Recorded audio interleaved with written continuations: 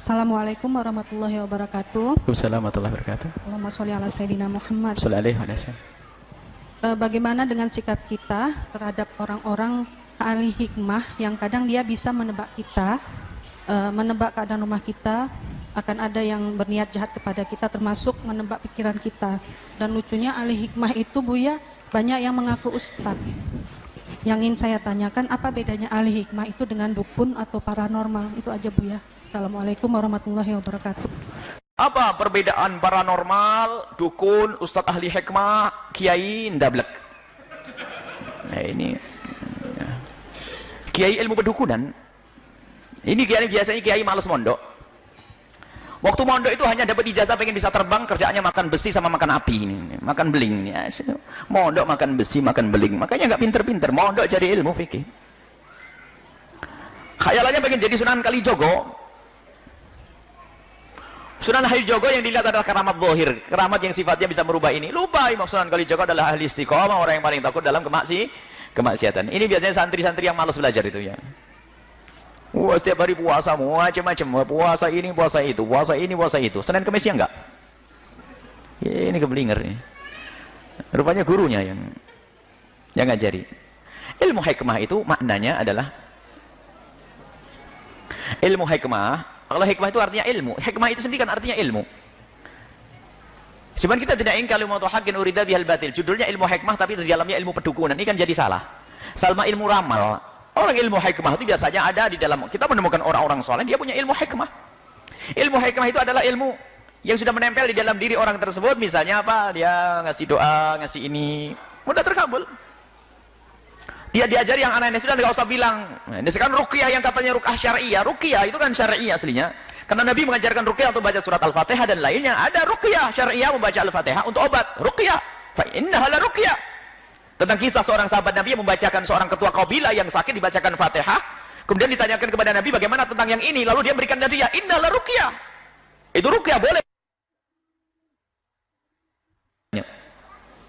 Tapi sekarang ruqyah sendiri sudah dicemari dengan macam-macam. Di dalam dirimu ada 5.000 jin, ada ularnya.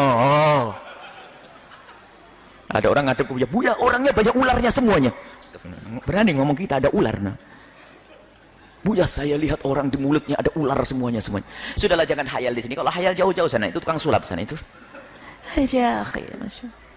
Awas, kalau ruqyah sederhana. Kalau ruqyah ahli hikmah itu datang, akan tampak di wajahnya kekhusyuan, rasa takut kepada Allah, dan tidak mengajarkan cuci yang baik, tidak mengajarin suudon, akan tapi menguatkan hatinya itu ahli hikmah.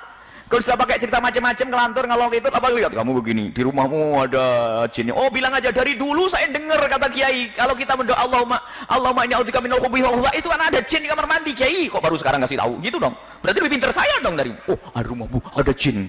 Ada. Dari dulu ada jin keliaran rumah saya. Tapi jin nggak ganggu.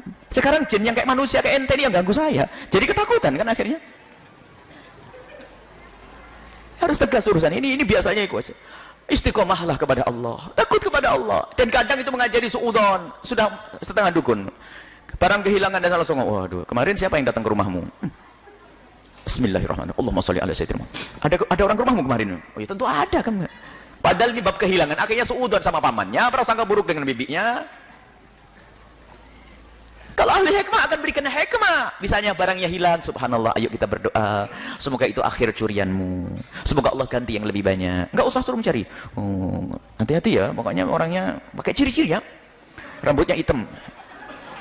Cari sak kampung, rambutnya hitam. Dia punya sepeda motor merah. Merah. Dan kadang-kadang memang mereka cerdas.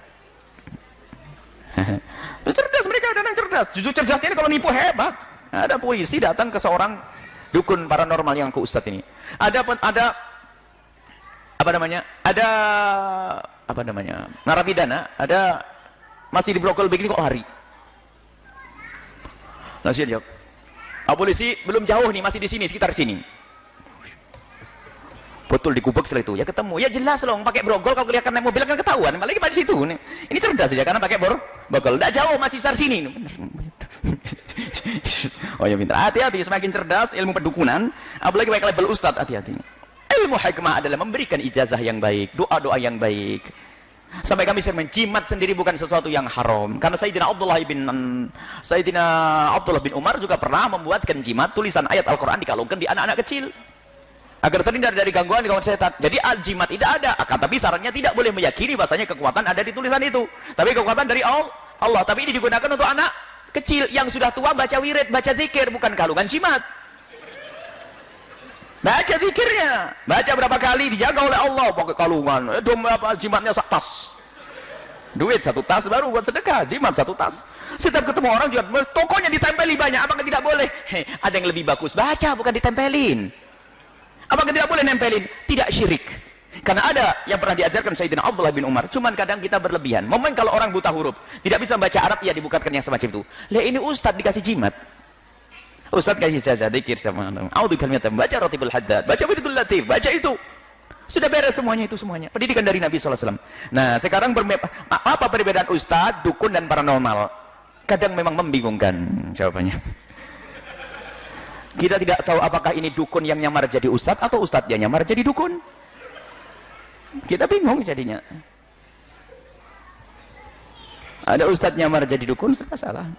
Nyamarnya kok jadi dukun, repot lagi, dukunnya nyamar jadi ustaz.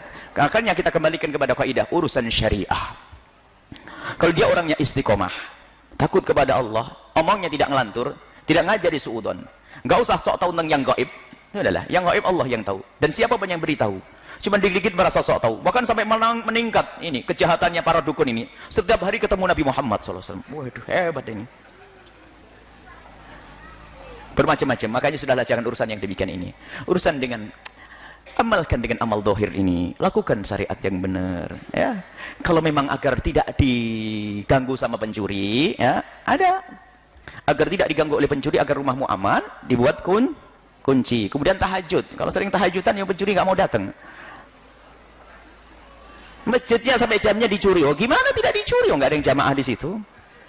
Masjidnya sekarang ada pencuri. Kadang semua, Buya, masya Allah sekarang pencuri sudah luar biasa. Kenapa? Jam di masjid dicuri. Saya ketawa. Ini yang salah bukan pencurinya ini.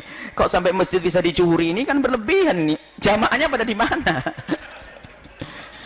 Baik, ayo kita semuanya benah diri.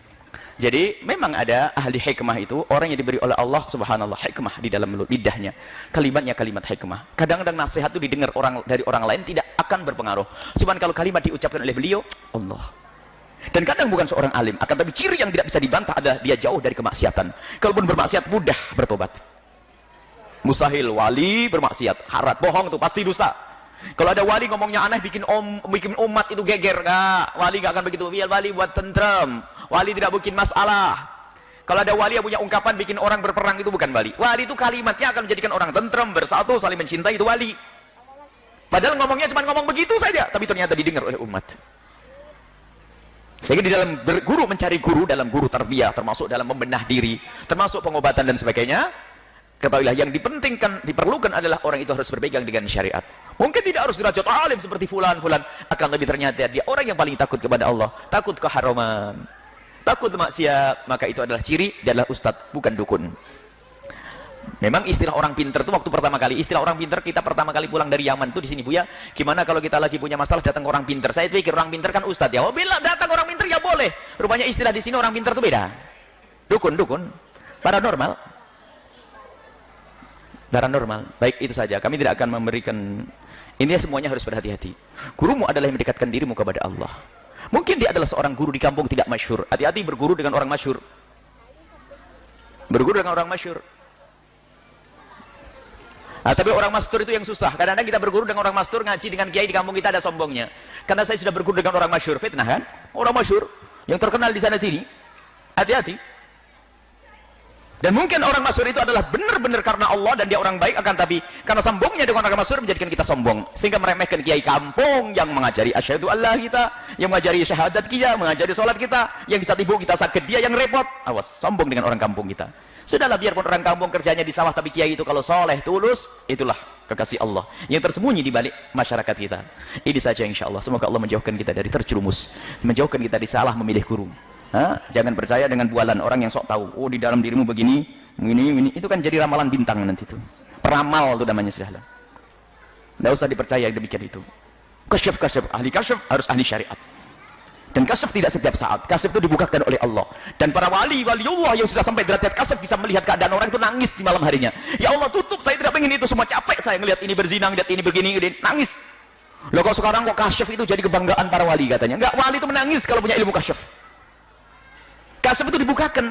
Sementara kita diajarkan, ya Allah tutup aib orang lain dari mata saya. Saya tidak pengen lihat kekurangan seorang pun, biar saya bisa khusnudan. Lah kok dibuka oleh Allah, nangis para kekasih Allah itu. Lah ini ada orang sok ngaku tahu, kamu ini, enak benar. Para waliullah yang derajat kasyaf itu menangis. Biarpun tidak tampak di hadapan kita, tapi di belakang sana menangis, ya Allah tutup ya Allah. Saya nggak kuat. Ada orang minuman keras, ada orang berzina di malam hari, saya melihatnya. Capek. Aku minta, ya Allah tutup aib orang lain dari mata kami ya Allah, agar aku bisa berprasangka baik kepada siapapun. Waliullah kerjaannya prasangka baik. Makanya jangan sok kasyaf tahu ini pasti hayal tuh. Kalau orang bangga dengan begitu berarti bukan kiai yang sesungguhnya. Wallahu a'lam bishawab.